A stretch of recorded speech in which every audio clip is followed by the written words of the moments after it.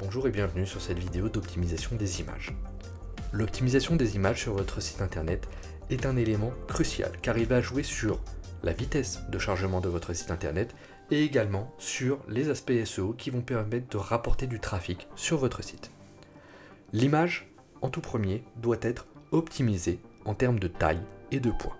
Cela signifie que certaines images sur votre site internet, si elles ne sont pas optimisées, vont être beaucoup trop lourdes et vont empêcher le chargement rapide de votre site internet.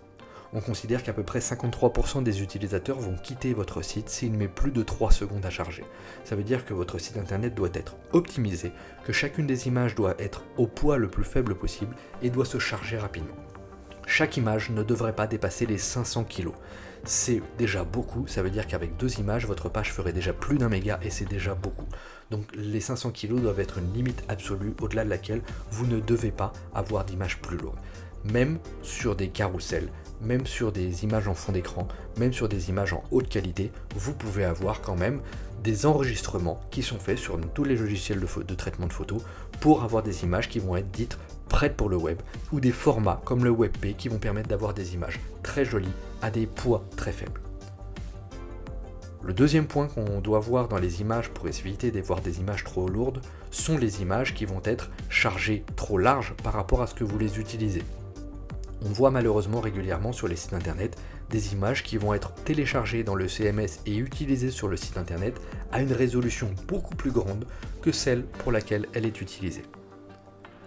À vous donc, lorsque vous utilisez des images, de les charger dans votre CMS et de les utiliser sur votre site directement à la taille à laquelle vous comptez l'utiliser à la fin.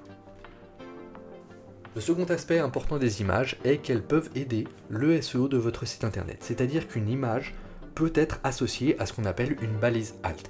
La balise alt, c'est un texte alternatif qui est associé à l'image et qui va aider les moteurs de recherche à savoir de quoi parle l'image.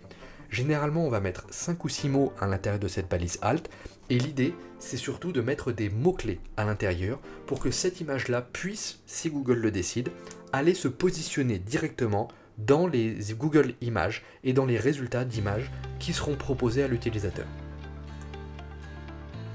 Cela signifie que on va essayer de mettre le maximum de mots-clés sur lesquels il serait intéressant de positionner cette image-là.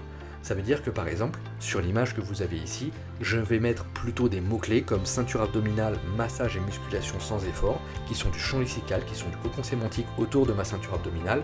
Je ne suis pas là pour faire une description de l'image.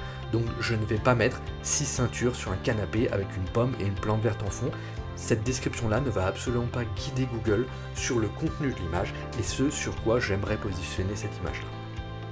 Le dernier point qu'on va voir ensemble, c'est qu'il va être important également de ne travailler sur les balises alt que les images que vous avez un intérêt à positionner et qui vont aider les utilisateurs à venir voir votre produit.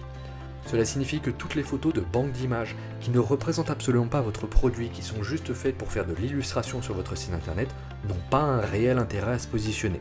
Si vous êtes dans un métier dans lequel l'image n'est pas forcément très importante parce que vous vendez du service par exemple, il n'est pas forcément intéressant de travailler bien ces images.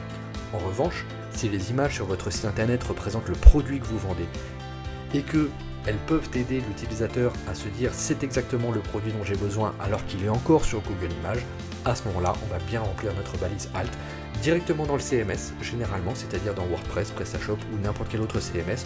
Au moment où vous insérez ou utilisez l'image, vous avez la possibilité de lui ajouter une légende ou une balise alt qui lui sera associée à chaque fois qu'elle apparaîtra. J'espère que c'est plus clair sur les balises alt. Je vous souhaite bon courage et maintenant c'est à vous de jouer.